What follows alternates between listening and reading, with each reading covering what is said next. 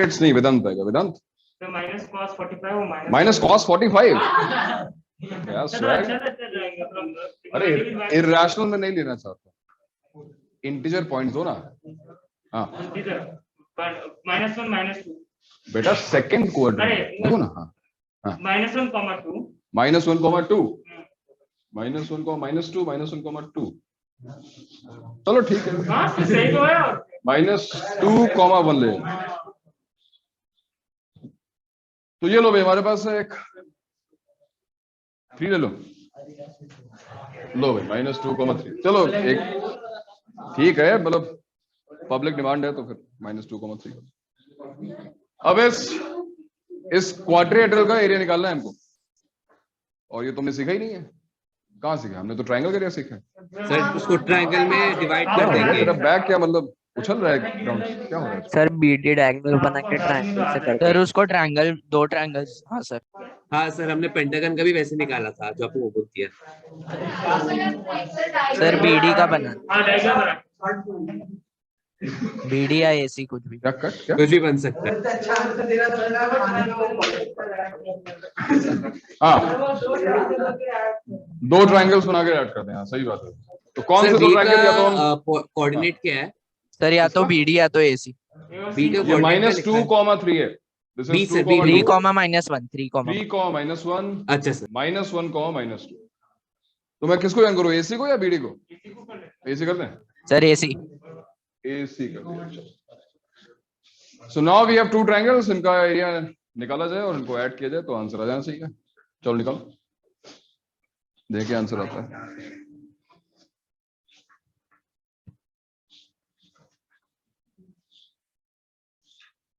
ये क्या है, पतंग बनाई तूने? उड़ाने वाला इसको?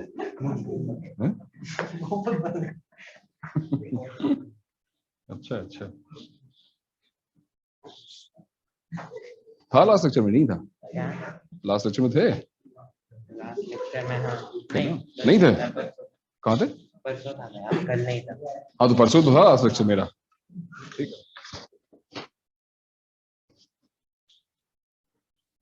All right, so I gave you this example just for one reason कि तुम्हें रिवाइज करा दिया जाए एक बार shoelace formula. All right, shoelace formula क्या था? शूलेस फॉर्मूले में जैसे for example I want to find area of triangle ABC. So this will be half mod, और अब यहाँ पर क्या था भाई वेदांत? डिटरमिनेंट नहीं, शूलेस फॉर्मूला। सर वो वाला क्या है? x1 y2 - y। x1 into y2 plus y2 into Listen. x3 मैं बता रहा हूँ, write down all the points, है ना? For example in a column 2, 2 is the first point, and if you will take these points in anti-clockwise direction, mod की भी जरूरत नहीं पड़ेगी।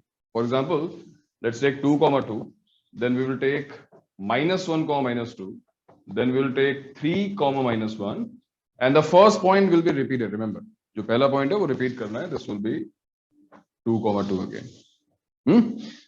Shoeless formula इसको क्यों बोलते हैं? Because we are going to multiply like this. इसको इस तरह मल्टीप्लाई किया, क्या आएगा रिजल्ट? ये देखो, इनको मल्टीप्लाई करना है, then we have to add.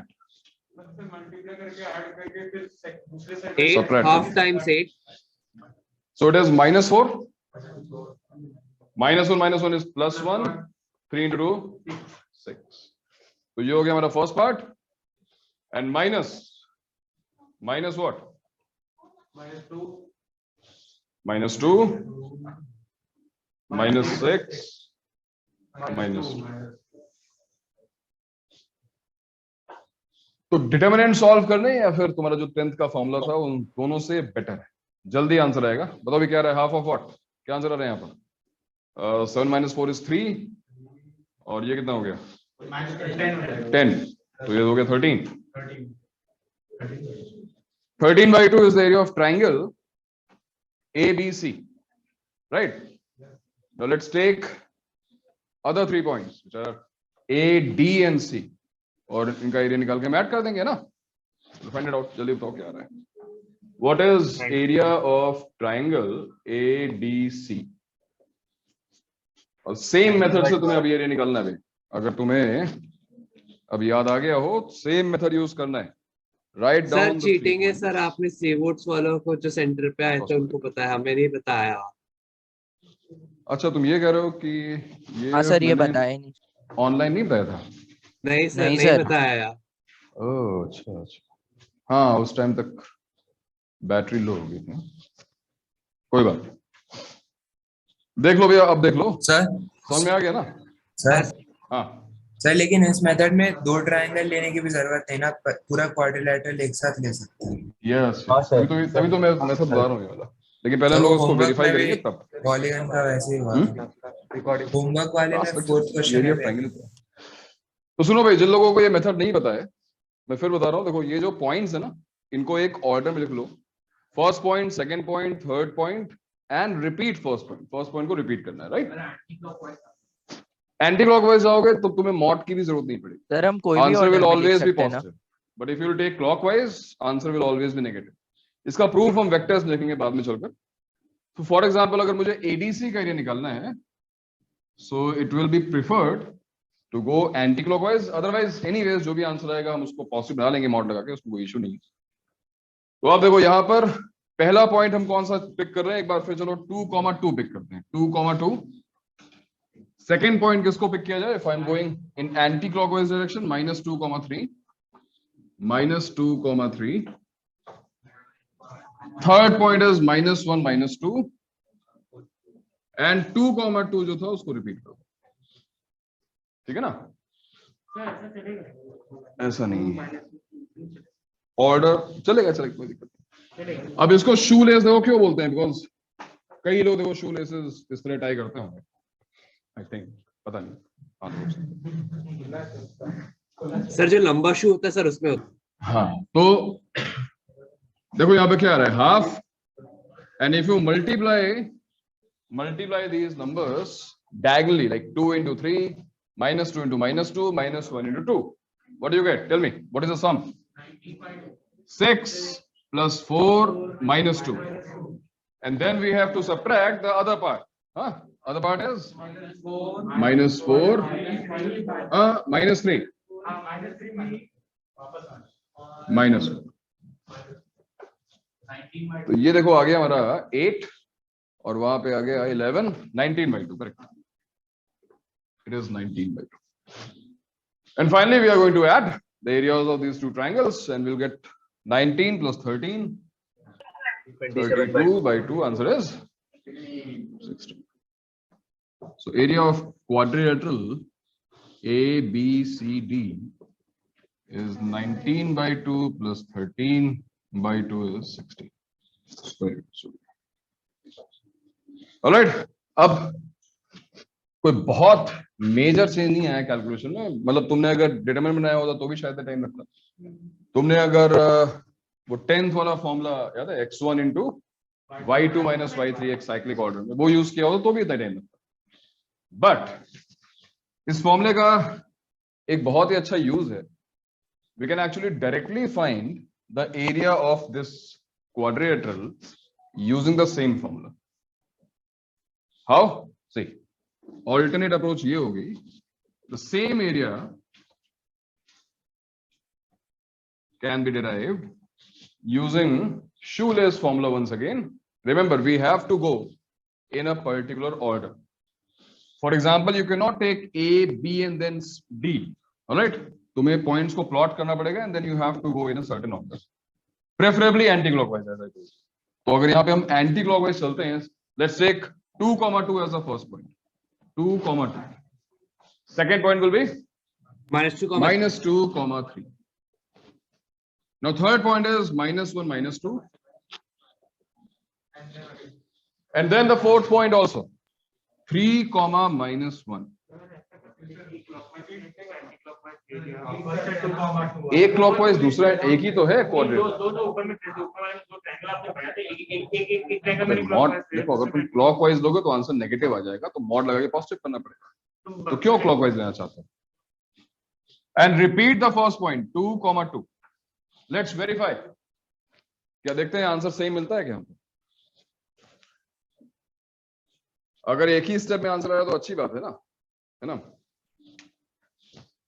हाँ sir same mill Multiply this half and this is 6 plus 4 plus 1 and plus 6 minus what? Minus 4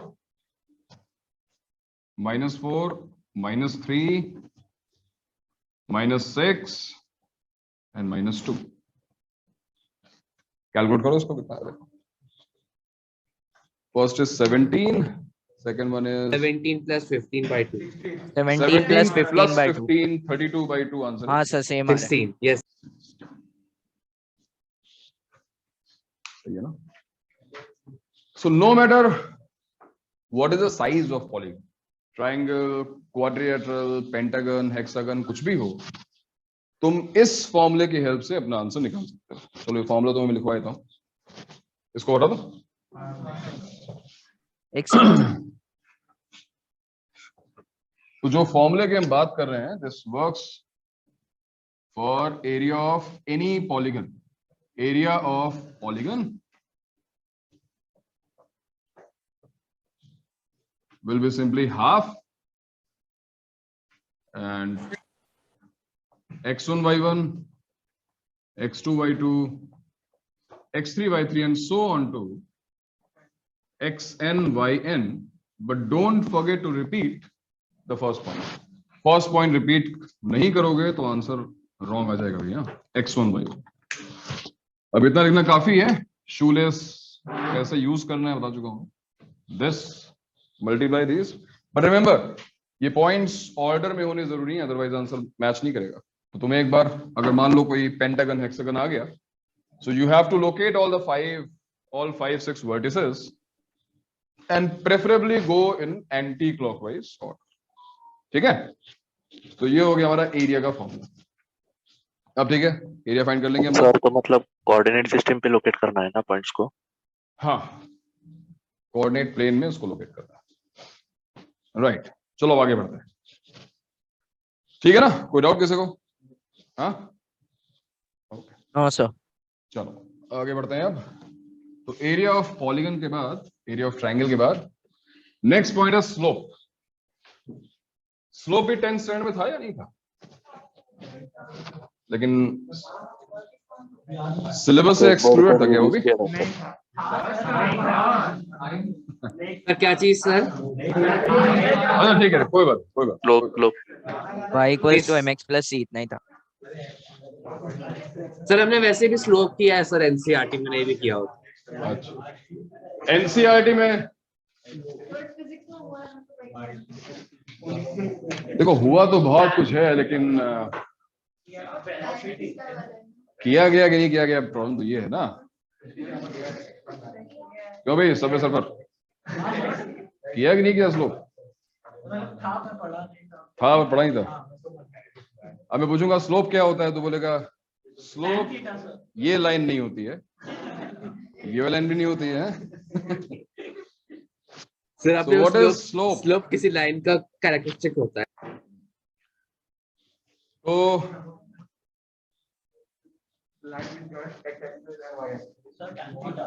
slope is a property, a characteristic of a line.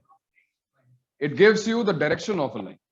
So let's assume there is a line in our coordinate plane and it makes angle theta with positive direction of x-axis. Inclination भी होती है ना? Inclination ही synonym है angle के लिए। If a line makes angle theta, theta means a fixed angle, 30 degrees, 60 degrees, कुछ ऐसा होगा, with positive direction of x-axis. So do you think the direction of this line is fixed now? Direction, I'm talking about direction. I'm not saying a line fixed होगी, because you can draw another line parallel to this given line, और ये भी तो angle theta ही form करेगी। हाँ sir, line fix नहीं हुई, but उसकी डायरेक्शन तो फिक्स हो गई ना। Direction is fixed. तो slope in 2D geometry is defined as tangent, tan of this angle. Which angle? The angle formed by this line with positive direction of x-axis. अब इसका कोई proof नहीं होगा, ये सिंपल एक डेफिनेशन है वेदांत। क्यों पूछना ये कहां से आ गया, उसको प्रूफ करते हैं, चलो इसको प्रूव नहीं कर सकते। ये एक स्टेटमेंट है, ये एक डेफिनेशन है स्लोप की, उसको हम से लिखेंगे। Do you think slope will always be defined? For example, if a line makes 45 degrees with x-axis, tan 45 is 1. A line makes 60 degrees with sir अगर x-axis. 90 डिग्री में किया 90 डिग्री होता तो नहीं डिफाइंड है। Non Tan defined 60 is root 3. If a line makes 120 degrees, tan 120 is minus root 3. But if a line makes right angle with x-axis, now there is a problem because tan 90 is not defined. So slope can be not defined for a defined line.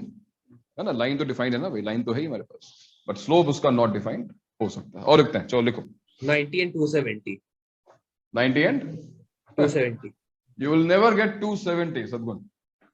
If I'm saying that it is the angle formed between the line and positive direction of x-axis, this angle can be acute or obtuse. 0 to 180 रहेगा. It cannot go beyond 180, right? For example, अगर तुम चाहते हो उसको 180 से बड़ा करना, I don't know how will you do that because तब तुम्हें एंगल कुछ ऐसा मेजर करना पड़ेगा, but this is wrong. Obviously angle यहीं पे आके खत्म हो गया ना, समझ रहे हो सुकुन? हाँ, yes yes। So angle is between 0 to 180, right? So देखो slope m equals tan theta, where theta is angle between line and positive x-axis. So slope is not theta, slope is tan theta. Slope is tan theta. Sir theta क्यों नहीं लेते? Theta क्यों नहीं लेते? Because tan theta easily relate कर सकता है coordinates के साथ स्लोप को। थीटा भी कर लेता है, फिर tan इनवर्स हो जाता है। क्यों स्लोप याद आ गया? पढ़ा हुआ था पहले आ रहा है? या भूल गए थे? याद है? थर्ड क्वाड्रेंट में मतलब तो ऐसे से लेंगे। थर्ड क्वाड्रेंट का लाइन होता तो एक्स माइनस इसमें लोग थीटा की नहीं। लाइन किसी भी क्वाड्रेंट में हो, किसी भी, जो एंगल बनेगा वो या तो 0 से 90 के बीच में होगा या फिर 90 से 180 के बीच में होगा। 180 से बड़ा नहीं हो सकता ना, कैसे होगा? Positive direction of x axis. Now you can not move clockwise, right? If you will move clockwise, angle will be negative. तो हमें एंटी क्लॉकवाइज मूव करना है। तो जो थीटा हमारा आ रहा है, theta belongs to what? 0 degrees to pi radians to 180 degrees. 0 to pi. All right. So this is the definition of slope. And now we are going to relate slope with coordinates of a point, coordinate geometry. भाई कोई relation होना चाहिए ना, मैंने point यहां पर लाया क्यों? So think about a line which is fixed. एक fixed line लेते हैं. Why a line can be fixed? एक लाइन को फिक्स करने के लिए, यूनिक बनाने के लिए, what would be our requirement? The requirement would be to have two distinct points, right? If I have two distinct points, the line is fixed. So let's assume the first point is x1 comma y1 and the second point is x2 comma y2. बताओ मुझे line fix हो गई या नहीं हो? अरे यही देखो, तुम पीछे का तरफ, तुम्हें स्क्रीन पे देखना है। अच्छा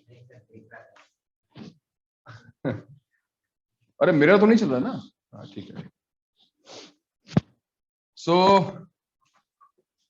if a line passes through two fixed points, this line is fixed. This line को अब you cannot have another line passing through both the points simultaneously.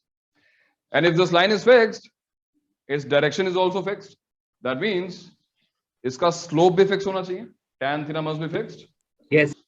So that means I can find slope of this line in terms of what? In terms of tan theta x1 y1 x and and y. x1 y1 and x2 Right. y2। मुझे इसका slope x1 y1 और x2 y2 के terms में मिलना चाहिए।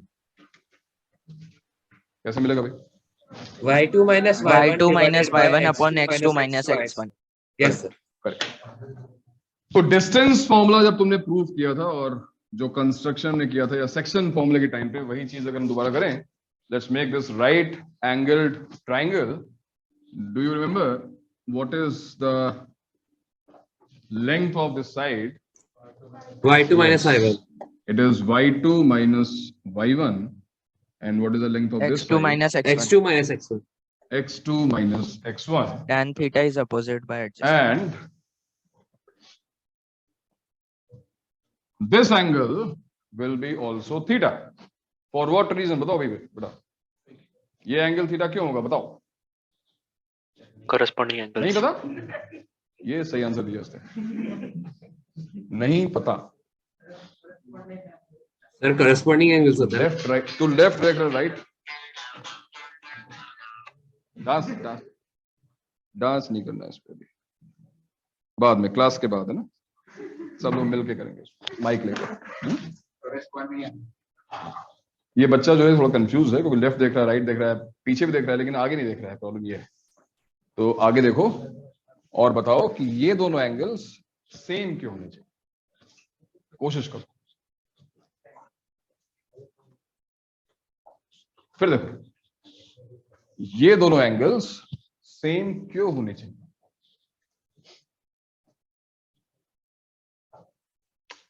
Pressure मतलब pressure नहीं, tension नहीं, कोई आराम से। करस्पॉन्डिंग एंगल्स का नाम सुना है? सुना है? क्या होते हैं बताओ? Same side of a line,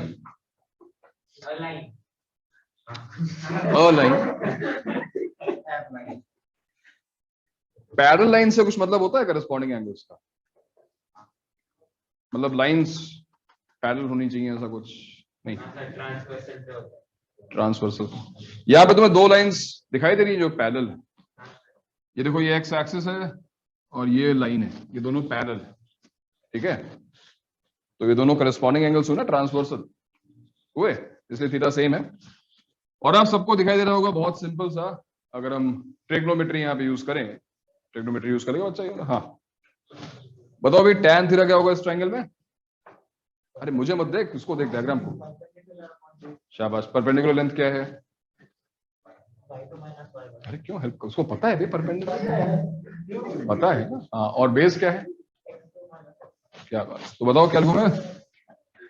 tan theta is y2 minus y1 upon x2 minus, बस बस ठीक है। ओम क्या हुआ? एक्साइटमेंट?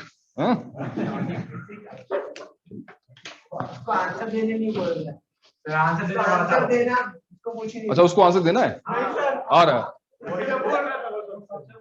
नेक्स्ट क्वेश्चन ओके के लिए है ना? अभी ओके और नॉट ओके बताओ। ओके ना? नोट करो भाई, नोट करो। बस बस बस। क्या बाहर के लोग क्या क्या करोगे तुम उससे? अरे थोड़ा साइज देख लिया करो, मतलब क्या हाँ। Slope of a line passing through, slope of a line passing through two distinct points A, x1 comma y1 and B, x2 comma y। तो ये स्टेटमेंट लिख लो और फिर ये फॉर्मूला लिख लो, tan theta equals to y2 minus y1 upon x2 minus x1।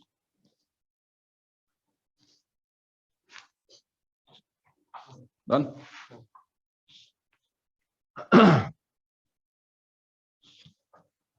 Note कर लिया अभी सबने?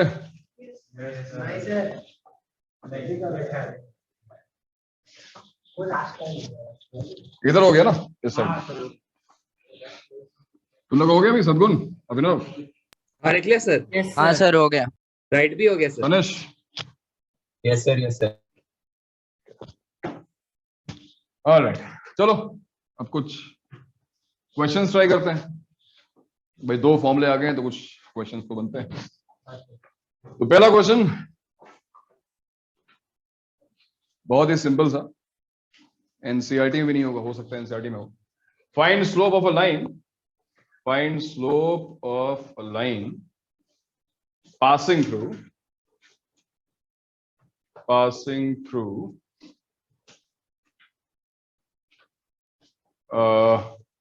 2, -1 and -3, 1. Find a slope of a line passing through these 2 points. अगर तुम्हें सब्ट्रैक्ट करना आता है और अगर तुम्हें डिवाइड करना आता है तो ये आंसर -2/5। क्या हुआ, स्क्वायर रूट ऑफ सर -2/5 नहीं, -2/5 आंसर आ रहा है क्या? हाँ सर। हाँ सर।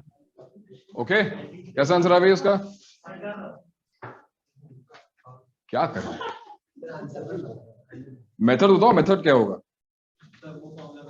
वो फॉर्मूला अप्लाई तो कर यहाँ पर आराम से। माइनस क्या?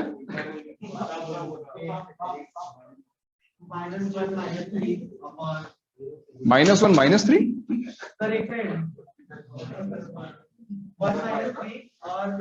1 -3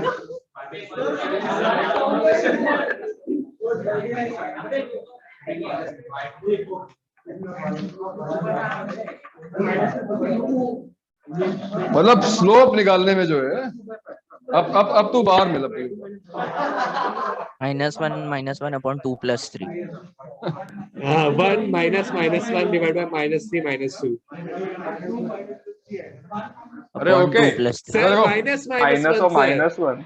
Yes sir, minus of -1, not -1. y दोनों कोऑर्डिनेट्स का तरीकों से। डिफरेंस -1 -1। अच्छा सर, ठीक है। मतलब हमने x1 - x2 किया है ना। क्या फर्क पड़ता है?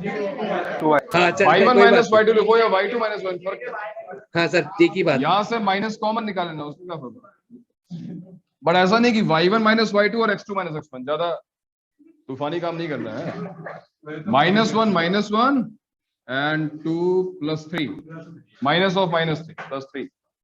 So answer is -2/5. इसे भी निकालने पसीने छूट गए क्या? ये क्या दिखा क्या रहा है? अच्छा, लिखता कुछ और है, बोलता कुछ और है, ऐसा है। नेक्स्ट टाइम से नोटबुक दिखा देना, ठीक है? नोटबुक चलो।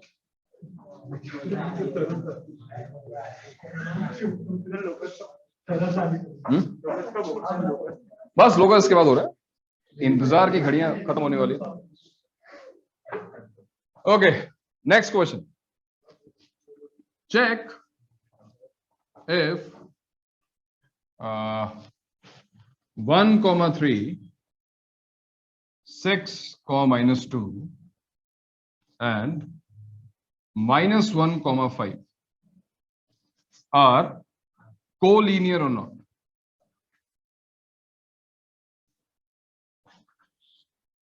So we want to check whether these 3 points are collinear or not. 1,3, 6, -2 and -1,5, these 3 points are collinear or not.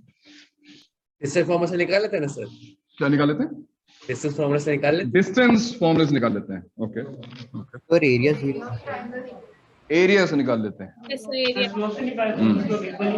Slope से निकाला Slope मैंने, से निकाल स्लोप्स लेते हैं। इक्वल होने चाहिए। bad. -1 आ रहा है दोनों केसेस में। We can solve this question in using 4 different methods. 4 methods है हमारे पास। बिल्कुल सही बात है। बेस्ट सर स्लोप सेम है, बेस्ट -1 स्लोप आ रहा है। Nice. So but best method तो स्लोप है डेफिनेटली, पे भी हो बट एरिया ऑफ ट्रायंगल ही बुरा नहीं है। Alright, so let's discuss it one by one. मैं लिख नहीं रहा हूं। डिस्टेंस फॉर्मूला यूज करके हम ये चेक कर सकते हैं कि ये 3 पॉइंट्स कोलिनियर हैं या नहीं। कैसे? ऑब्वियसली अगर 3 पॉइंट्स कोलिनियर हैं, हाँ बहुत बढ़िया बात है, शाबाश। अगर तीन लोग एक ही स्टेट रहते हैं तो वो एक ही स्टेट में रहते हैं, तुमने ऐसा ही बोला है, ठीक है। 3 पॉइंट्स कोलिनियर है तो एक ही लाइन पे रहेंगे, बहुत बढ़िया। हाँ, अगर 3 पॉइंट्स कोलिनियर हैं तो पहली अप्रोच ये है कि अगर हम 2 पॉइंट्स के बीच की डिस्टेंस निकालें, नेक्स्ट 2 पॉइंट्स के बीच की डिस्टेंस और निकाल फिर के इनको AC ऐड के करें बीच का तो वो A और C के AB बीच की डिस्टेंस होनी चाहिए। अगर ये इक्वेशन सेटिस्फाई नहीं हो रही है, so these 3 points are not collinear. Now this approach is not so bad, but still 3 bar distance formula use करो, ऐड करो। तो उससे अच्छा तो स्लोप निकालने से होगा। दूसरा सर, है but फिर एरिया। स्लोप में अगर पैरेलल लाइंस पे भी हो सकता है। हाँ सर, अगर 3 पैरेलल लाइन पे 3 अलग अलग पॉइंट्स है तो फिर वो कोलिनियर थोड़ी ना होगा। नहीं, अभी हम स्लोप पे आ रहे हैं, हमें स्लोप पे 3 भी बार आते ही हैं। स्लोप निकालना पड़ेगा। पहले बताओ कि फर्स्ट पॉइंट सबको क्लियर है ना, ये तो वर्क करेगा। Area, how does area work? Obviously, if 3 points are collinear, they cannot form a triangle. And if we will try to find the area of triangle formed by these 3 points are actually collinear, the area should be 0, right? Area यहाँ पर 0 आना चाहिए। Yes. और area निकालने का हमारे पास अच्छा method है, चाहे तुम शूलेस फॉर्मूला यूज कर लो या डिटरमिनेंट यूज कर लो, है ना। तो that means x1 y1, x2 y2, x3 y3 and x1 y1 equals to 0 होना चाहिए, है ना। हाफ नहीं कहा मैंने, हाफ तो वैसे ये भी बुरा नहीं है, इसको भी हम चेक कर सकते हैं। तीसरा मेथड है स्लोप का। सर 3 बार स्लोप निकालने सेम है 3 तो बार स्लोप नहीं, हमको 2 बार स्लोप निकालना काफी है। हाँ सर, 2 बार निकाल देंगे तो 2 बार इसी के स्लोप से आ जाएगा। क्योंकि स्लोप ऑफ AB, अगर मैंने AB का स्लोप निकाला और वो समहाउ स्लोप ऑफ BC के स्लोप ऑफ BC के इक्वल आ गया या फिर AC के इक्वल आ गया। Now those are saying lines can be parallel. Let me remind you that we have taken 1 point common, so we cannot have 2 line segments parallel. We will have 2 line segments. If this is true, the 2 line segments will be forming exactly 1 line segment, because यहाँ पर एक point common है ना। It's not like मैंने कहा कि slope of AB, मैंने ये नहीं कहा कि slope of AB जो है वो slope of CD के इक्वल है। अगर मैंने ऐसा कहा होता तो फिर 2 lines पैरेलल हो सकता, बट यहां पे मैंने बोला AB और BC का slope same. So yes, slope equal होने का मतलब lines are parallel, because 1 point is common, actually they are same line, they are forming, these 3 points are lying on the same line. Now which of these 3 methods is the best? The third वाला। Second और third दोनों same ही है actually. If you will form the equation, you will realize कि ये दोनों actually same time लेंगे। In fact जिनको ये इसकी प्रैक्टिस हो जाती है, सेकंड मेथड थोड़ा बेटर होता है। बट एनीवेज, क्योंकि हम स्लोप पढ़ रहे हैं, चलो स्लोप से हम चेक करते हैं। सर हो रहा है -1 आ रहा है, okay. So if you take slope of these 2, चलो भाई ओके, दोनों का इस बार जो तुम लिखोगे वही बोलोगे, ठीक है। बताओ इन दोनों का स्लोप क्या है, जल्दी। फर्स्ट 2 पॉइंट्स का स्लोप क्या रहा है? ओके, हाँ रहा है, हाँ भाई ना, जल्दी बोलना यार, इतना टाइम क्या लगता है यार। -3/5 कैसे? सर -5/5 -5/5 आता है। अरे गधे, y कोऑर्डिनेट्स को सबट्रैक्ट कर। y कोऑर्डिनेट समझ में आते हैं? ये देख, y कोऑर्डिनेट 3 और -2, y कोऑर्डिनेट दूसरा वाला होता है सेकंड पोजीशन पे। जैसे Om Kumar, Om is x coordinate, Kumar is y coordinate. कोई बताओ, उसको बताओ यार, कोई उसको बताओ ना यार।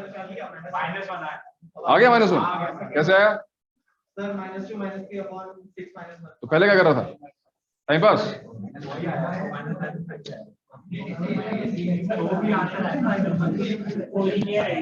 हाँ, ये भी माइनस। यस। और अब अगर हम we can choose any other 2 points, right? इन दोनों को ले सकते हैं, इन दोनों को ले सकते हैं, इन दोनों को ले सकते हैं, तुम दोनों को नहीं ले सकते हैं, है ना। -7/7 आता है BC लेने पर। -2 -5 is -7, 6 + 1 7, तो -1। सो कोलिनियरिटी चेक करने के लिए we can actually use second और third method. It would be better. Distance फॉर्मूले की कोई जरूरत नहीं है. But initially I said we have actually 4 methods. So what could be another method? Section formula. Vectors. क्या वेक्टर्स? वेक्टर से हम अगर ये एक लाइन में लाई कर रहे हैं तो आई कैप या जे कैप उनका सेम होना चाहिए ना. मैं आई कैप और जे कैप ले रहा हूं. I cap J cap same नहीं होंगे. आई कैप जे कैप के कोएफिशिएंट सेम रेशियो में होंगे, which is same as saying कि स्लोप. ठीक है, गलत नहीं करो, सही है, बट वो मोर और लेस सेम चीज होगी. सर सेक्शन फॉर्मूला से कर सकते हैं. Section formula, that's right. Section फॉर्मूले की हेल्प से भी ये चेक किया जा सकता है कि 3 पॉइंट्स कोलिनियर हैं या नहीं. हाँ, लंबा होगा. अरे बिल्कुल लंबा होगा. लेकिन सेक्शन फॉर्मूला यूज कैसे होगा यहाँ पर?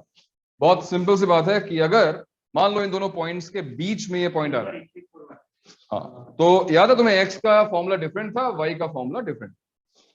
तो अगर हम अज्यूम कर लें कि वो जो सेक्शन है वो m/n है, तो एक्स वाला फॉर्मूला अप्लाई करने पर भी सेम m/n आएगा जो वाई वाले फॉर्मूले. अगर वो सेम नहीं आ रहा है तो मतलब पॉइंट्स कोलिनियर नहीं है. बट हमें इतने एक्सपेरिमेंट की जरूरत नहीं है, बिकॉज हमारे पास 2 बेटर मेथड्स हैं. नोट कर लो. और भाई ओके है, जरा स्लोप निकालना सीख लो यार. बार बार स्लोप में तो क्या कर रहा है, एक्स में वाई ऐड कर दे रहा है, सेपरेट कर दे रहा है. वाई से वाई सेपरेट करना है और एक्स से एक्स सेपरेट करना है और दोनों को मल्टीप्लाई करना है, डिवाइड करना है. सर आपने सर ऐसे पॉइंट्स लिए थे सर जिसमें एक्स से वाई का भी सब्ट्रैक्शन करें. सबको रुको एक मिनट. हाँ,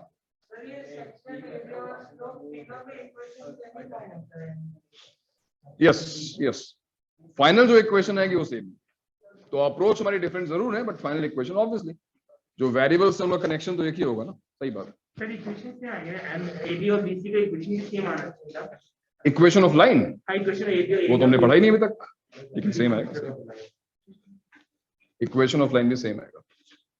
हाँ, तुम क्या करते, मैंने पॉइंट ऐसा चूज किया. सत्गुण क्या बोल रहे थे? जिसमें अगर सर हम एक्स एंड वाई उल्टा भी सब सब्ट्रैक्ट करते तो भी -1 आता. अरे उल्टा सेपरेट, ठंड लग रही है. पंखा. अरे नहीं, पहले उसको ट्राई करते हैं, अगर ये वर्क नहीं करता है तो.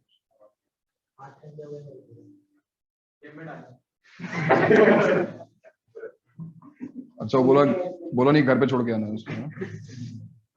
अच्छा, एसी टेम्परेचर नहीं बढ़ा सकते क्या इसको?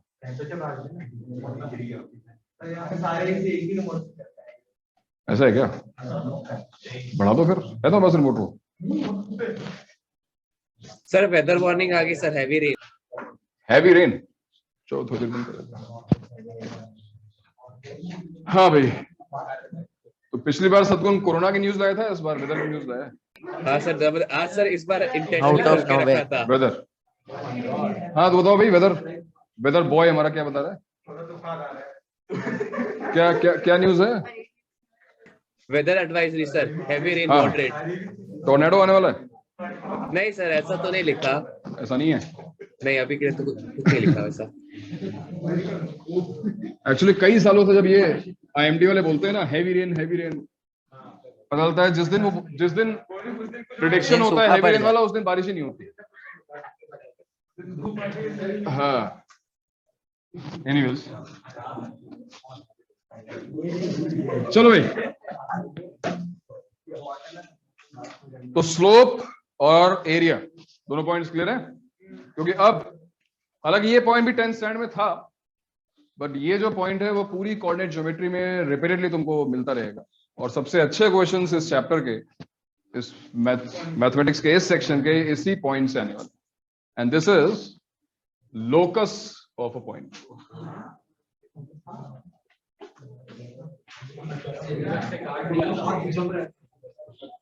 सर लोकस तो कलेक्शन था ना? लोकस क्या हुआ? लोकस तो कलेक्शन था ना? कलेक्शन? हाँ सर. क्या करें? Set of points satisfying the equation. हाँ सर, हाँ, सर्कल का हाँ. x + y = 1. अभी एक्सप्लेन किया जाएगा. Okay, so what is locus of a point? Locus of a point अबे यार, अभी ठंड लग रही तेरे को? डेंगू ठीक हो गया तेरा? सही हो? महीनों पहले कहा? पिछली बार क्लास में आया था देखो सभी क्लास ठीक हो? में आने कैसे दिया सर अगर उसको डेंगू है सर? क्या क्या क्या क्या कैसे दिया? फिर उसको क्लास में क्यों आने दिया सर अगर उसको डेंगू था? नहीं, मैंने ऑप्शन दिया था। हाँ भाई, फिर सुनो अब सुनो। So locus of a point is nothing but its path. किसी पॉइंट का एक पाथ। अब पॉइंट के पाथ का मतलब क्या हो? फॉर एग्जांपल मान लो मैंने कहा कि भाई वेदांत है, वेदांत को मैंने एक रस्सी पकड़ा दी और वेदांत की एक एंड रस्सी का वेदांत के पास है, दूसरा एंड जो है मैंने कहीं बांध दिया और मैंने कहा वेदांत घूमो। तो वेदांत, assuming Vedant is not flying also, Vedant can only walk on the ground. और ये जो रोप है हमारे हाथ में, उसको टाइट रखना है वेदांत। तो तुम्हारा जो मूवमेंट होगा वो कैसा होगा? सर्कुलर मूवमेंट होगा भाई। यहाँ पर वेदांत है, वेदांत को रोप को टाइट रखना है। अब वेदांत वॉक कर रहा है, ये रोप जो है लूज नहीं होनी चाहिए। वैसे क्या ऐसे ही तो होता है, और कैसे होगा?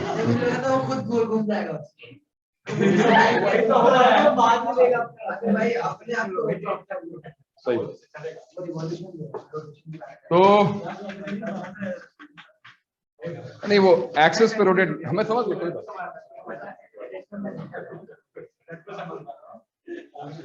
इतना मत सोचो कि वो वजह तुम एक ही पॉइंट पे रोटेट हो रहा है। अर्थ का स्पिन जैसे है ना, बस। नहीं सर रोप की लेंथ भी छोटी हो जाएगी। रोप की लेंथ छोटी नहीं हो रही है यहाँ पर सद्गुण। ये यहाँ पर फिक्स तो है लेंथ, बट उसको मैं थोड़ा लूज रखा है। अपनी जगह पे घूम रहा है तो वो रोप बोल उसके रहा है साथ अगर वो में अपनी घूम जाएगी एक्सिस ना।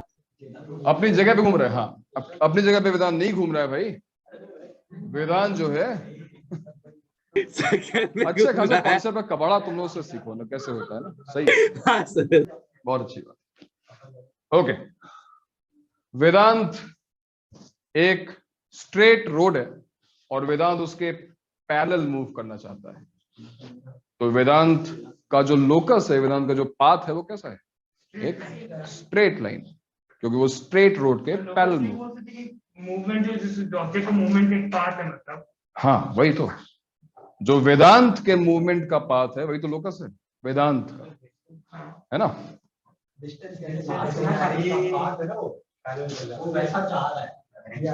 अच्छा, एक देखो, जैसे मान लो ये वेदांत का घर है और ये हो गया जी, और एक दिन वेदांत जो है ना ही घर जाना चाहता है ना ही जी रहना चाहता है।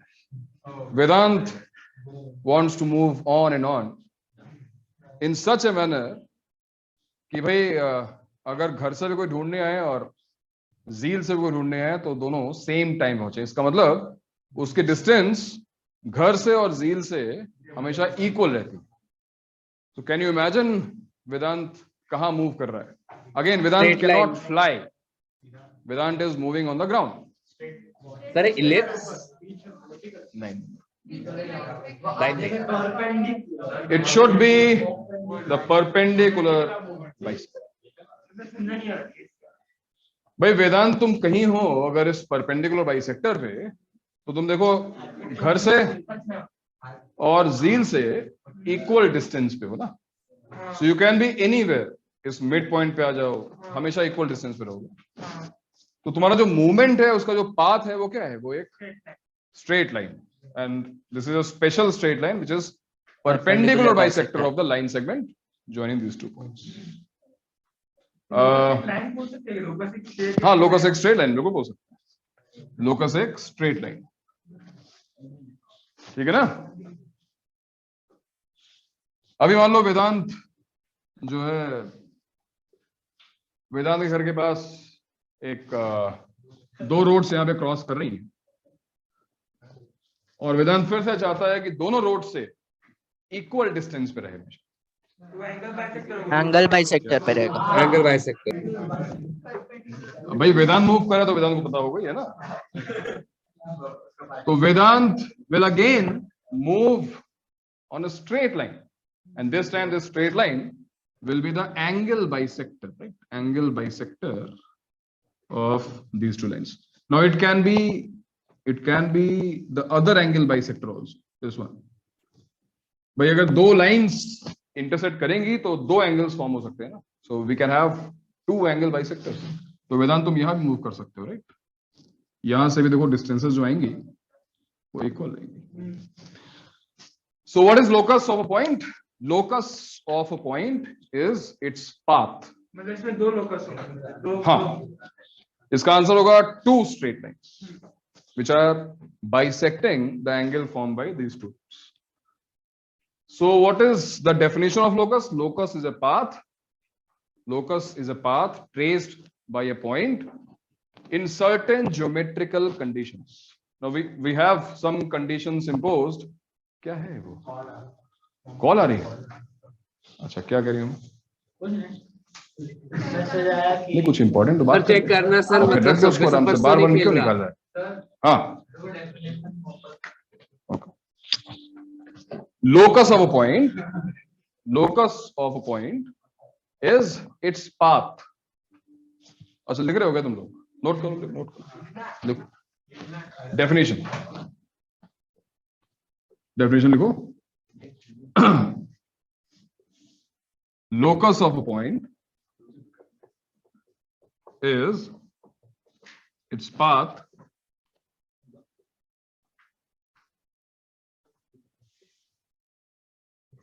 traced under given geometrical conditions. तो ये जितने भी हमने कंडीशंस बोली हैं, देखो वो ज्योमेट्रिकल कंडीशंस थी। फॉर एग्जांपल, जो पहला एग्जांपल था हमारा यहाँ पर,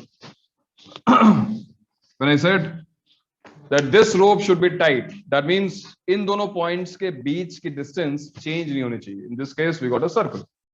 When I said he has to move parallel to the road, that means angle between two lines is 0. That's another geometrical condition. When I said he should move in such a manner that his distance from these 2 points must remain same, another geometrical condition, the distances must remain same. When I said that he is moving in such a way that his distance from 2 lines or 2 roads must be same, another geometrical condition. तो ये सारी geometrical conditions हैं और उसमें हमारे पास locus आ रहे हैं। Coordinate geometry में बस एक चेंज आएगा, यहां पर तुमने बहुत इजीली विजुलाइज कर दिया, यहाँ सर्कल बन रहा है, यहाँ पे लाइन बन रही है, यहाँ पे लाइन बन रही है, यहाँ पे 2 लाइंस बन रही है इस केस में, बट हर बार उसको विजुलाइज करना पॉसिबल नहीं होगा। रीजन क्या है कि हर पॉइंट का लोकस स्ट्रेट लाइन या सर्कल हो ये जरूरी नहीं है, और भी शेप्स हैं हमारे सिलेबस में। शेप्स तो खैर बहुत सारी है, for example ellipse, parabola, hyperbola.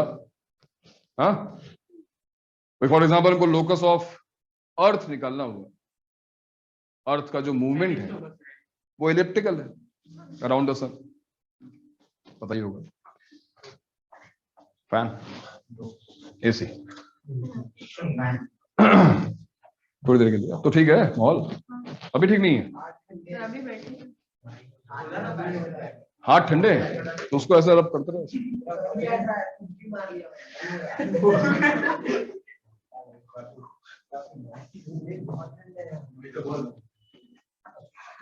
एक और तरीका है हम लोग के टाइम पे हाथ गर्म करने का, बहुत सही गर्म होते थे भाई। हमारे मास्टर जी आए, उन्होंने कहा भाई होमवर्क किया नहीं किया है, हाथ आगे निकालो।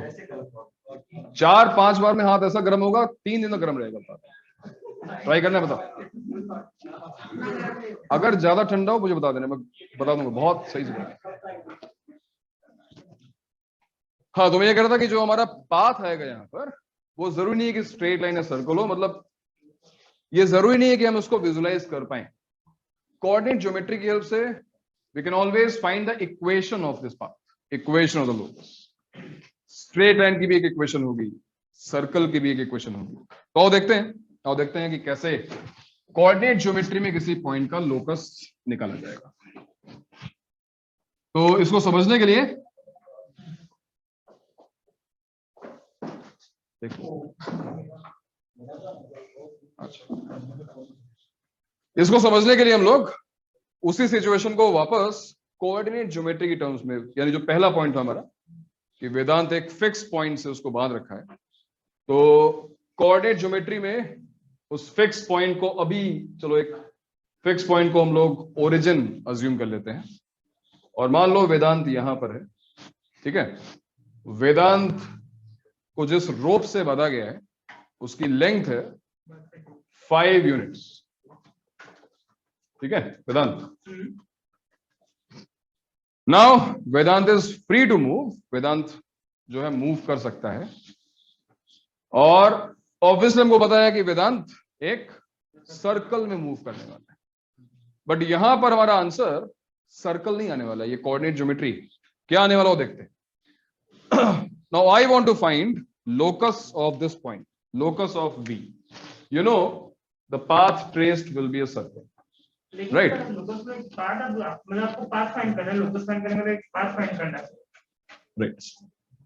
तो अगर मैं इस पॉइंट के कोऑर्डिनेट्स x, y अज्यूम कर लूं, so look at the geometrical condition. क्या geometrical condition है? No matter where V is, V यहां पे हो सकता है, V यहां पे हो सकता है, V कहीं भी हुआ, उसकी डिस्टेंस हमेशा फिक्स रहेगी, राइट? यानी VO is going to be 5 units. Distance formula है हमारे पास और यूज करते हैं। x plus y equals r. Wait root x square plus y ये स्क्वायर। कौन सा डिस्टेंस फॉर्मूला है भाई? Sorry, root x square plus y square equal to r. x minus 0 whole square sir वो प्लस ओरिजिन y से direct minus था ना, 0 root whole x square square plus y square equals to 5। क्या answer आया? X square plus y square equals to 25. equals to 25। So coordinate geometry will not tell you कि ये circle है, straight line है, parabola है, ये हम खैर आगे पढ़ेंगे कि हम कैसे आइडेंटिफाई करेंगे ये कर्व कौन सा है। But this equation itself is sufficient, ये तुम्हें बता देगी कि तुम्हारा पाथ क्या है। X square plus y square equal 25 का मतलब क्या हुआ?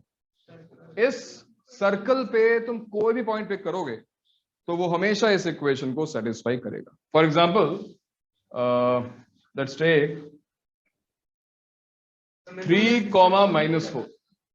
देखो 3, -4 की डिस्टेंस ओरिजिन से क्या है? 5। तुम चेक कर लो, रूट ओवर 9 + 16, राइट? और देखो ये इस इक्वेशन को सेटिस्फाई कर रहा है। If you pick this point must be 5, 0।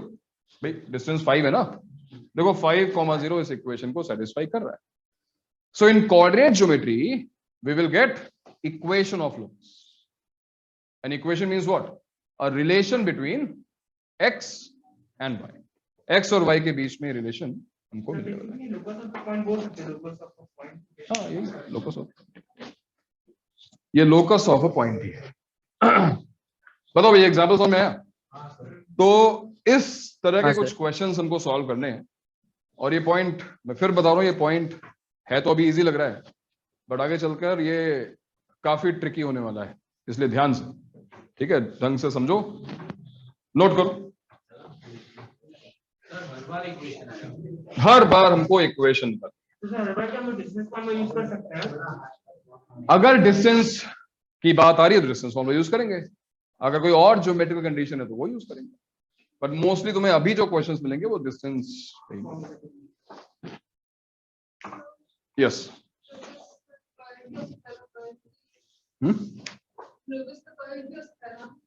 Curve, हाँ तो कर्व तो है ना ये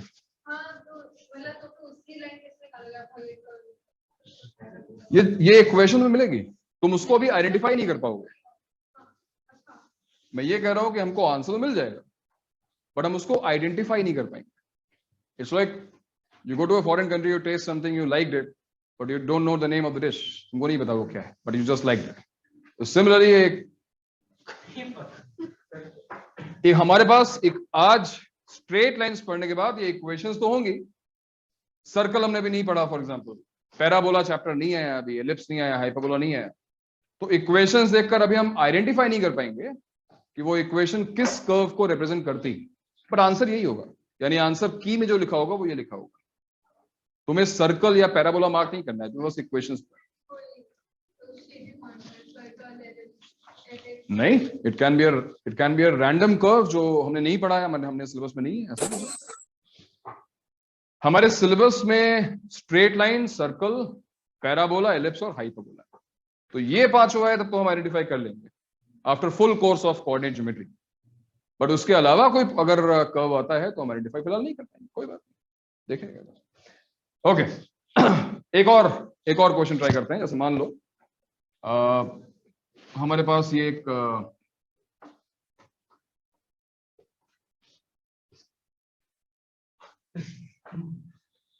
तो हमारे पास ये एक लाइन सेगमेंट है, और अगर रियल लाइफ में देखो तो एक समझो एक लैडर है जो यहाँ पे एक हॉरिजॉन्टल फ्लोर है और यहाँ पे vertical wall.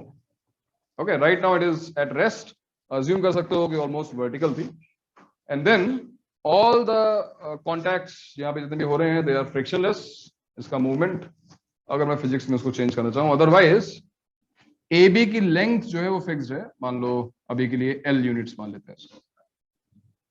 So A B is fixed. अगर मैथमेटिकली में बताऊं तो A B is a line segment where distance between A and B is constant, it is L. और अगर फिजिक्स की लैंग्वेज बोलो तो there is a ladder, length is L, at rest right now, A on the floor and B on the wall. और अगर तुमने इसको थोड़ा सा इस एंड को तुमने मूव करा दिया तो फ्रिक्शनलेस है, ये मूवमेंट स्टार्ट हो गया। ऑलराइट, अब लैडर क्या हो रही है, लैडर गिर रही है, right. Suppose I have a point C, ये पॉइंट यहां पर है, लैडर पे कोई फिक्स पॉइंट है, in such a way that A C by C B, A C by C B is 1:2।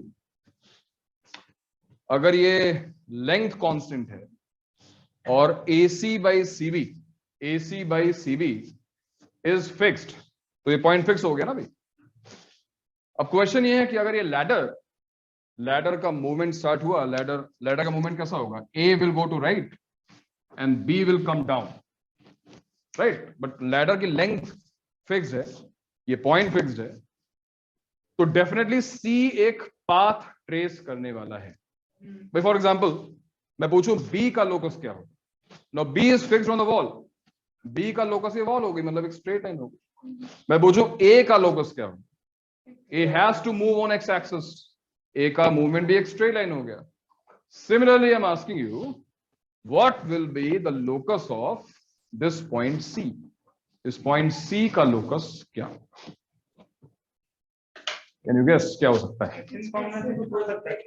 बिल्कुल होगा सेक्शन फॉर्मूले से, बट वो उसके बाद में आएंगे, पहले देखते हैं कि क्या हम इसको विजुलाइज कर पा रहे हैं। तो लाइन ए भी होगा, लाइन ए बी तो फिक्स हो नहीं सकता ना। जरा सोचो थोड़ी देर के बाद क्या होगा, मान लो B यहाँ पे आ गया, सपोज A यहाँ पे आ गया, अब ये तुम्हें कुछ ऐसी दिखाई दे रही होगी, राइट। C मान लो यहाँ पे आ गया, सर एक कर्व होगा, तो A B तो फिक्स लाइन है ही नहीं ना, A B कैसे उसका लोकस हो सकता है, कुछ ऐसा कर्व। बात तो सही,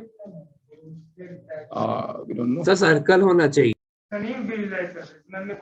सर्कल होना चाहिए तुम बोल रहे हो। अच्छा तुम क्या बोल रहे हो? सर्कल इसमें सब उसको विजुअलाइज को लिखा, फाइंड आउट द इक्वेशन करना। फिलहाल ये बहुत मुश्किल है विजुलाइज करना, इस क्वेश्चन में इस चीज को विजुलाइज करना बहुत मुश्किल है कि इस पॉइंट का लोकस क्या होगा, कौन सा पाथ ये ट्रेस करेगा, कहां छुपा बैठा है, किधर कर चेयर अपनी, और किधर है? हाँ तो छुप क्यों गया, मतलब मुझे पता नहीं क्या कि जब 3 पॉइंट्स कोऑर्डिनेट होंगे A B और C, तो A C को नहीं देख पाएगा। बहुत पुरानी ये ट्रिक है ना, पता है मुझे। अगली बार B की पोजीशन यहां जहां वेदांत बैठा है ना, इसके बगल में चेयर लगा बैठना है तेरे को, समझा ना? कुछ नहीं किया तभी तो, वही तो प्रॉब्लम है, कुछ करना है ना तुझे। हाँ अब ध्यान सुनना, क्योंकि इस क्वेश्चन की हेल्प से हम सीखेंगे कि लोकस में निकालना कैसे, चाहे कैसी प्रॉब्लम हो। If you follow these steps, you can always end up having an equation which will represent the path traced by this variable point. तो step 1 और लिखते चलो, हाँ हम स्टेप्स लिखेंगे और इनको फॉलो भी करेंगे इस question. Step 1,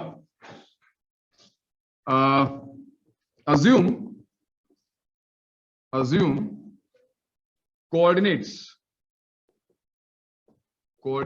of variable point as h, k। हालांकि पिछले क्वेश्चन में मैंने इसको x, y एज्यूम किया, राइट।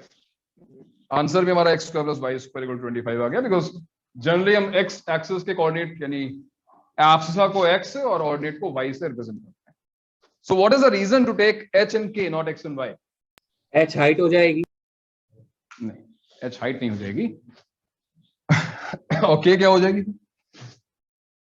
नहीं, h अगर हाइट हो जाएगी तो k क्या हो जाएगी भाई? तो सर मतलब डिस्टेंस फ्रॉम y एक्सिस नहीं मिल रहा है ना? फ्रॉम x एक्सिस वैसा टाइप। नहीं, मेरा क्वेश्चन ये है कि हम इस पॉइंट को x, y भी अज्यूम कर सकते थे, बट हमने h, k अज्यूम किया है। और इसका reason a and b 0, x and वैसा टाइप रहा है 0, y and x, 0। लिसन, इसका रीजन ये है कि हो सकता है जो कंडीशंस दी हो उसमें ऑलरेडी कुछ इक्वेशंस हो, किसी सर्कल की, किसी पैराबोला की।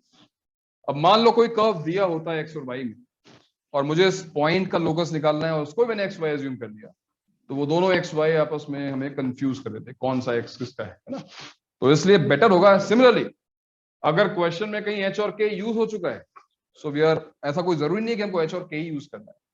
That simply means choose 2 variables, 2 letters, और कुछ भी अल्फा, बीटा, गामा, ओमिक्रॉन, कुछ भी यूज करो, such that it should not get mixed up with the variables we have in the question. h, k usually हम लेते हैं। तो इसका मतलब इस क्वेश्चन में सबसे पहला स्टेप, इसको हम h, k अज्यूम कर लेते हैं। कर लिया? ठीक है।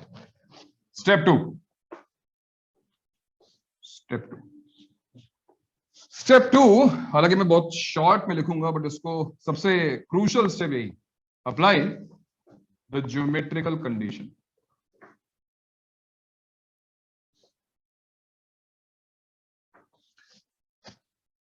So what do you think is the geometrical condition here? क्या है?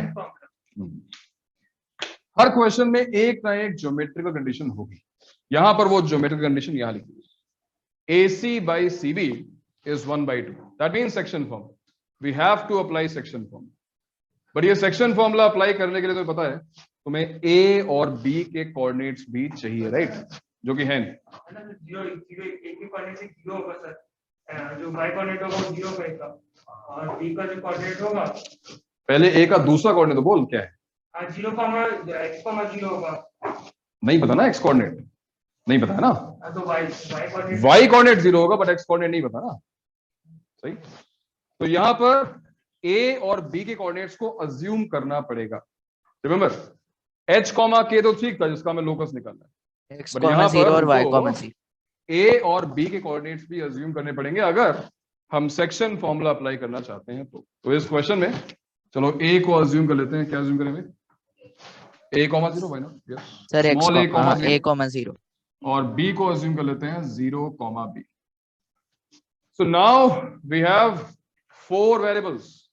H के तो हमने अज्यूम किया ही था, अब A और B भी आ गए।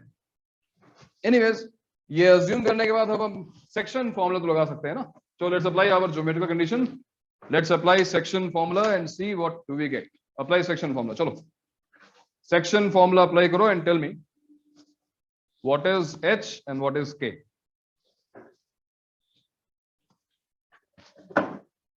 ऐसे बैठना है।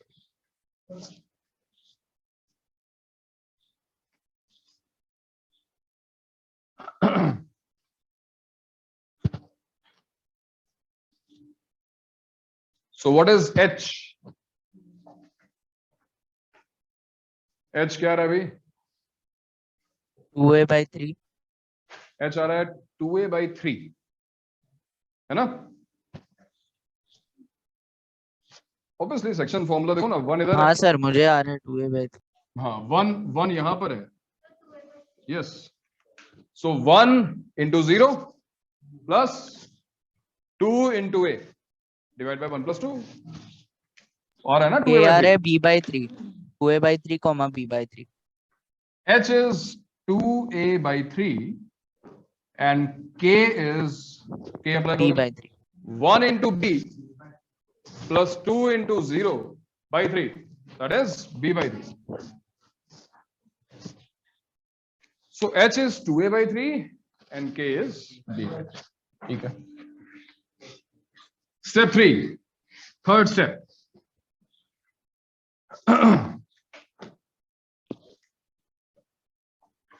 Step 3. Once again, step 2 was important, obviously, and step 3 is also important. In step 3, we will try to relate H and K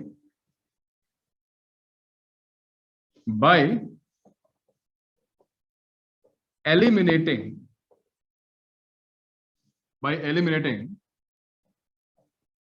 extra variables.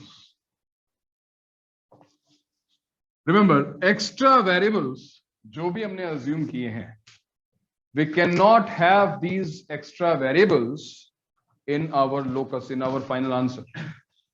यानी यहां पर ये जो A और B लिखे हुए हैं वो हमारे final answer का part नहीं हो सकते because A और B variables. The question is how to eliminate A and B and how to relate H with K. H और K के टर्म्स में चलेगा ना? हाँ हाँ चलेगा. तो इसको H by 2 लिख दे और B को 3 के लिख दें. 3 के लिख दे. फिर इक्वेशन बनाने की कोशिश करते तो वही वो इक्वेशन जो बनाने की कोशिश करनी है वो क्या है?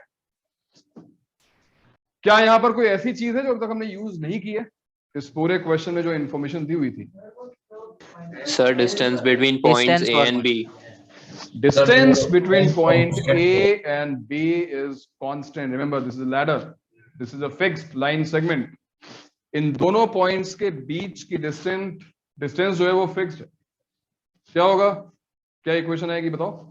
Distance formula A minus 0 whole square root of a square plus b square 0 minus b whole square Root A square plus B. equals to L square. That means ऐसी इक्वेशन A square plus, अरे तो Pythagoras है भाई, ये A है और ये B है तो होगा ना A square plus B square equals to L square. हाँ सर. ये yes. Apply the geometric condition.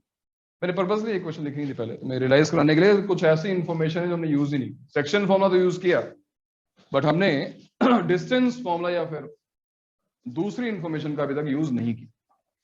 But now you will realize that we can easily eliminate A and B now. See, भाई A की value क्या है? 3h by 2. B की value क्या है? 3k.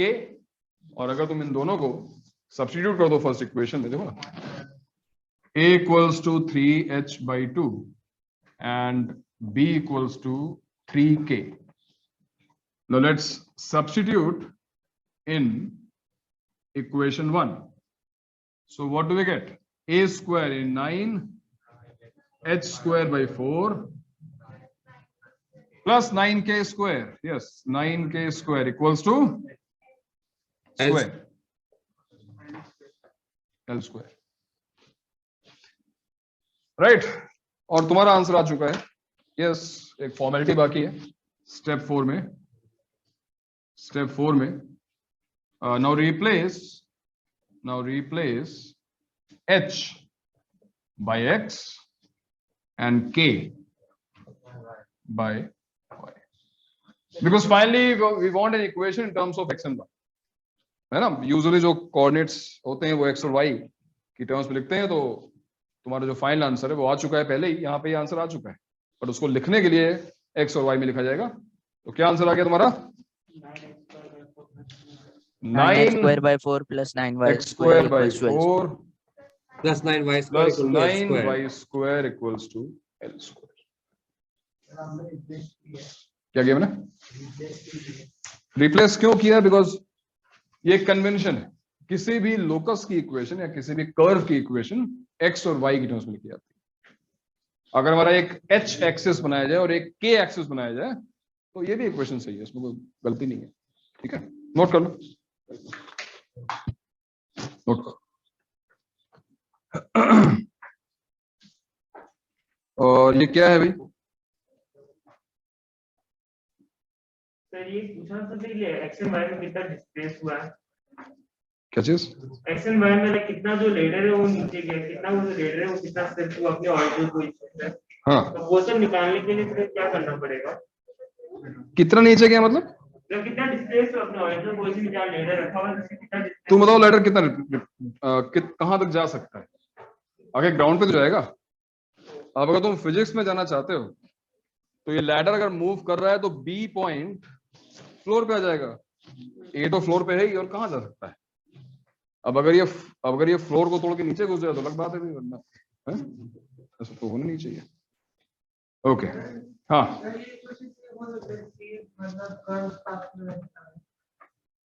हाँ, अभी हम वही मैं सोच रहा हूँ तुम्हें दिखाया जाए एलिप्स। ऐसी एलिप्स में ना बोल सकते हैं ना, क्या चीज? सी का जो पाथ है एलिप्स है।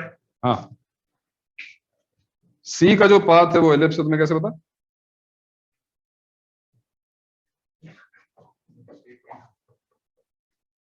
स्क्रीन पे क्या दिख रहा है भाई?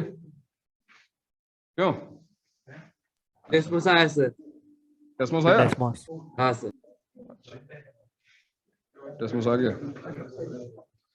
ओके, तो अभी के लिए बिकॉज हमने भी कोऑर्डिनेट ज्योमेट्री पढ़ी नहीं है, अभी हम ऐसा कर सकते हैं कि जो इक्वेशन आई है उसको विजुलाइज करने के लिए, है ना, एक बार हम लोग डेस्मोस या ऐसे किसी भी जियोजेब्रा किसी भी ऐप का यूज कर सकते हैं और देखते हैं।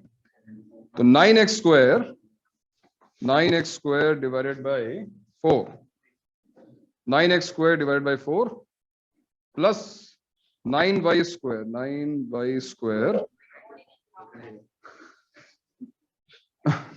equals to 12 अब देखो यहाँ पे L square है, L is a constant, so I can use any variable, like let's use 1 बहुत छोटा हो गया, let's use सर 5 स्क्वायर 25 डाल देते हैं। 25 डाल दो सर ये। तो ये रहा लोकस। देखो भाई क्या है सर, लोकस? ये एलिप्स है ना? पीछे देखो, ये देखो, सर ये एलिप्स है ना? ये शेप अभी हमारे लिए गेस करना मुश्किल होता। This is an ellipse. कोई बात नहीं, हट गया, दिखा ना तुम लोगों को? दिख रहा है।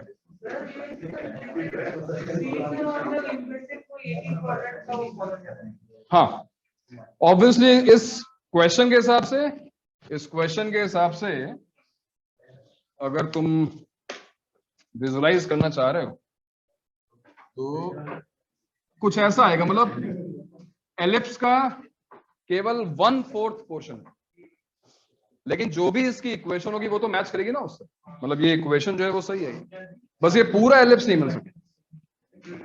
तो बताओ भाई, समझ में आया?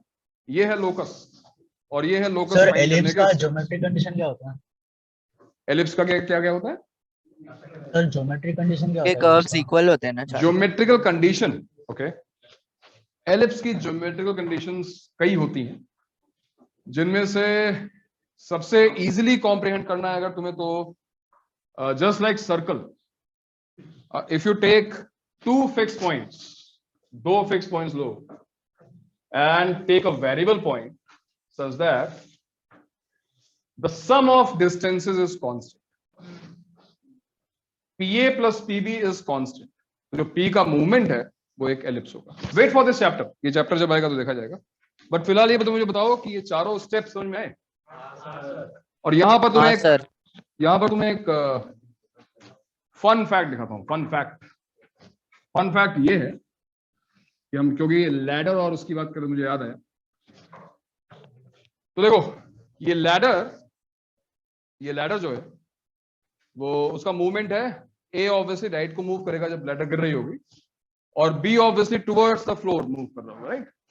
Eight any instant let's assume ये x है और ये y है, तो ये इक्वेशन सेटिस्फाई होगी, x square plus y square equals to l square, right? I think physics में अब तक हमने इंस्टेंटेनियस वेलोसिटी का कॉन्सेप्ट पढ़ लिया होगा, dx by dt हाँ सर, या dy by dt हमने पढ़ा होगा। What is dx by dt? Change in x Velocity. with respect to time. That means x के direction में velocity. dy by dt y axis के direction में velocity. Correct? So let's differentiate this equation with respect to t. हो गया खत्म हो गया. हाँ, मैंने सर्कल का इक्वेशन नहीं, मैंने Pythagoras x square plus y square वो है वैसे सर्कल ही. सही बात है. तो लोग इसको डिफरेंशिएट करोगे तो क्या आएगा? 2x सर एक पॉइंट आना चाहिए. 2x dx by dt plus 2y 2y dy by dt equals to 0. Yes. 0 because it is a constant. constant. तो ये जो dx by dt है, it is velocity of this point, है ना? Long x. Along x axis a वाला. और ये क्या है? This is vy. इस पॉइंट की velocity. So what is vy? Tell me. What is vy? Vy will be minus x vx by v. minus x by y. What is the reason of getting this? Sir Vedant गिर गया क्या? नहीं, वेदांत नहीं गिरा. वेदांत ने सांस ली लंबी. और Vedant, what is the reason of getting this negative sign? Minus sign क्यों आ रहा है? माइनस साइन क्यों है? उल्टे डायरेक्शन में. Sir assumed direction is wrong. क्योंकि अगर x बढ़ रहा है तो y कम हो रहा है. माइनस साइन इसलिए. ठीक है. माइनस साइन यहाँ पर ये रिप्रेजेंट करता है कि एक जगह अगर इंक्रीमेंट है, दूसरी जगह डिक्रीमेंट होता है. एनीवेज, यहाँ पे फन फैक्ट ये है. इमेजिन करो कि ये ऑलमोस्ट, ये जो रॉड है, ये लैडर जो है, वो ग्राउंड को टच करने वाली. सपोज ऑलमोस्ट जो बी पॉइंट है वो ग्राउंड के पास आ चुका है. इमेजिन करो. That means what? That means जो y है, y is almost zero. Almost touch कर चुका है, मतलब जीरो ही हो चुका है. मान लो 0.100 times 0 and 1. What about x? x क्या होगा उस केस में? L. x L is the minus- length of ladder, right? x तो constant है ना. Almost L. If we have 0 in denominator, vy क्या कर क्या रही है? क्या हो गया तेरे को? इन्फिनिट. उस पे क्यों देख? Then vy will go to vy will become not defined. देखो ना. Undefined. हाँ यस. अगर y हमारा 0 को अप्रोच कर रहा है तो vy, इसका मतलब क्या हुआ कि लैडर जब गिरती है तो जो उसका दूसरा एंड है, जब वो टच करता है ग्राउंड को, तो इनफाइनाइट वेलोसिटी से ग्राउंड को हिट करता है. दुनिया में कहीं कोई लैडर गिर रही हो तो उसका एक एंड इनफाइनाइट वेलोसिटी से ग्राउंड को हिट करता है.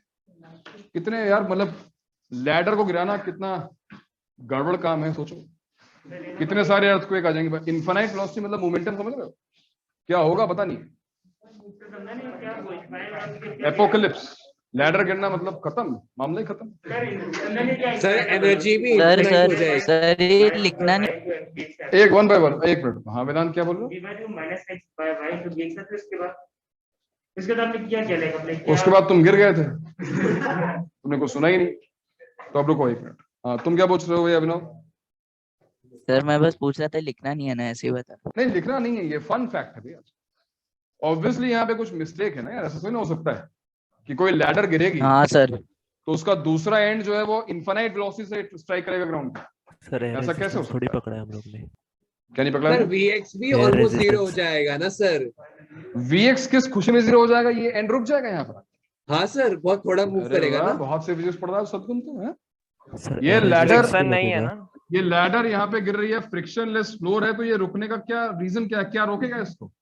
सर वो एक बार ऑलमोस्ट 0 पे पहुंच गया तो मैं रुक पूछ रहा हूँ, जाएगा क्या ना. रोकेगा उसको तो बता.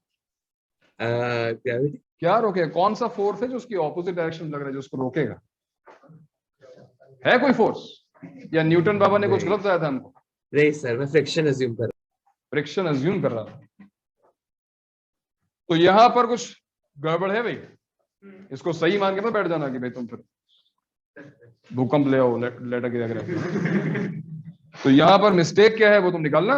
बट फिलहाल फोकस होना चाहिए लोकस पर, है ना। ये जो क्वेश्चन ने सॉल्व किया है, ऐसे क्वेश्चंस तुम्हें आज करने को दिए जाए। मैं चारों स्टेप्स फिर से बता रहा हूं। पहले स्टेप में वो पॉइंट अज्यूम करना है, दूसरे स्टेप में ज्योमेट्रिकल कंडीशंस को अप्लाई करना है। ज्योमेट्रिकल कंडीशन डिस्टेंस फॉर्मूला हो सकती है, सेक्शन फॉर्मूला हो सकता है, जितने हमने पढ़े हैं फॉर्मूले उतने ही होंगे, स्लोप भी हो सकता है। तीसरे स्टेप में remember, if you have any extra variables, you have to eliminate them. Otherwise, if you get your final equation in terms of those variables, you don't have your final answer. क्योंकि अगर यहां पर a और b दिख रहे होते तो ये आंसर नहीं है। So you are supposed to eliminate the extra variables by relating h and k, and that will be your final answer. In step 4, replace h by x and k by y. ठीक है, तो बाकी examples next class में करते हैं। Next class में हम लोग equation of straight line start करेंगे। ठीक है सर, आप होमवर्क अपलोड करने के मतलब होमवर्क अपलोड करने के बाद मैं तुम्हें नोटिफाई कर दूंगा। ठीक है, नहीं सर व्हाट्सएप पे आप मैसेज डाल दोगे? हाँ डाल, मैसेज डाल। सर होमवर्क के सबमिशन टाइम के पहले आप ये वीडियो